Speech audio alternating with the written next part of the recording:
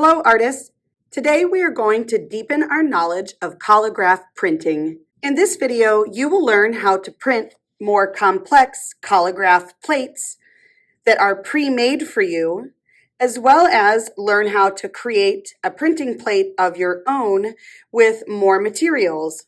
Collagraph printing is a technique where you draw or create a design from various materials by gluing them to a hard surface. Then you apply ink and transfer the image to paper. Collagraph means to glue and draw. This means that you are drawing or creating an image by gluing different materials and textures to a surface, such as these.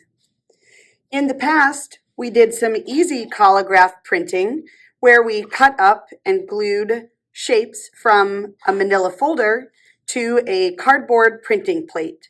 Depending on your age or preferences, you may have created an abstract design such as this, or arranged shapes to create a recognizable image such as this flower. We'll begin with directions for how to print a pre-made collagraph plate such as one of these.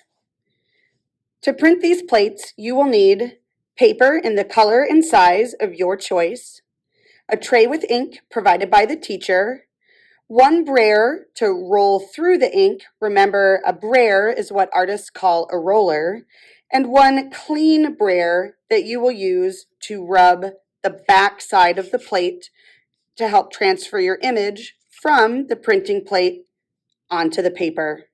If you have already done styrofoam or linoleum block printing, you will find these next steps to be familiar. Gather your materials. Choose a printing plate and a piece of paper. Write your name and class code on the bottom edge using a pencil. Then get an ink tray from the teacher, as well as 2 brayer rollers. Roll your brayer through the ink in different directions. Listen for the sound of sizzling bacon.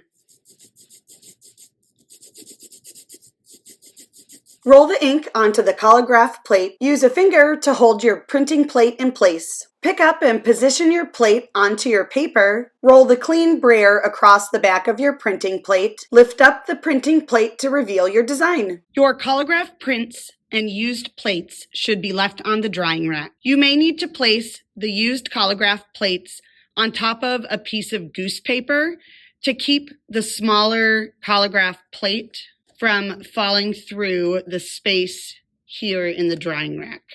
You can choose to print your collagraph plate one time on a small piece of paper, multiple times on a larger piece of paper, and you might also explore combining multiple collagraph prints on one paper to create a unique design. The collagraph plates do not need to be washed after each use, but they should be left on the drying rack so that the ink can dry before they are stacked back together in the basket. Collagraph supplies will be located in baskets like these. Here you will find some pre-made and reusable collagraph printing plates, or you will find some cut-up cardboard to use so that you can create your own printing plate. This basket contains materials that you can cut up and glue to your collagraph plate. It will typically include foam in pre-cut shapes or scraps of foam that you can use to create your own shapes, as well as materials like bubble wrap and this corrugated paper because they have interesting textures that will show up in your collagraph plate.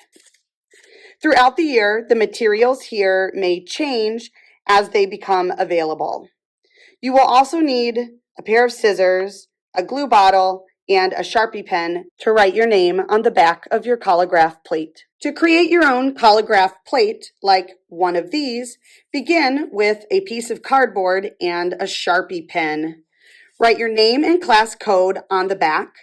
Notice that if your piece of cardboard has things like a packaging label, tape, or any writing on it, you want your name on that same side, so that your collagraph design is glued to the blank side of the cardboard. Choose your materials from this basket, cut out the shapes that you would like, and then arrange your pieces on the blank side of the cardboard. You will be attaching these interesting shapes and textures using liquid glue. When we use liquid glue, we will go dot, dot, not a lot.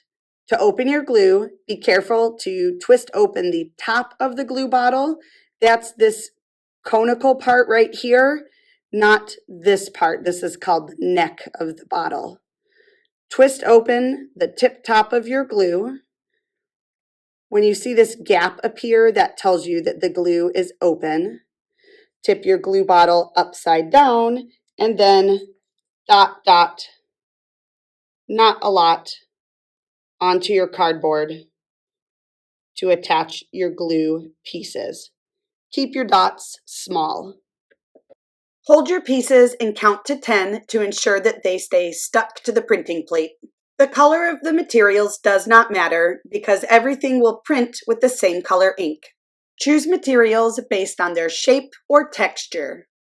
Texture is how something feels, like smooth or bumpy. Twist your glue bottle closed before you place it back in the basket and wipe away any extra glue. Your collagraph plate cannot be printed on the same day that you create it because the glue needs time to dry.